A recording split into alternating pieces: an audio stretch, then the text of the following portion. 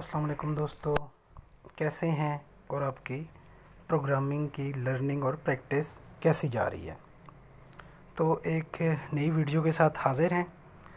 इसमें हमने nested loops को पढ़ना है। तो नेस्टेड लूप्स का मतलब ये है कि एक कोई लूप है और उसके अंदर एक और लूप।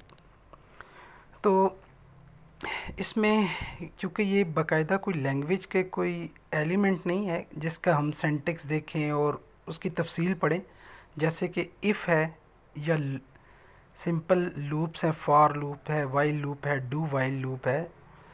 कोई इस तरह की चीज़ नहीं है कि उसका हमें सिंटेक्स पढ़ना है और फिर उसकी हम एग्जांपल करेंगे। तो इसमें हम डायरेक्ट एक एग्जांपल के साथ काम शुरू करेंगे, क्योंकि बेसिकली ये लूप ही है। तो लूप के अंदर लूप्स हो सकते हैं, ये कोई ऐसी अनहोनी बात नहीं है।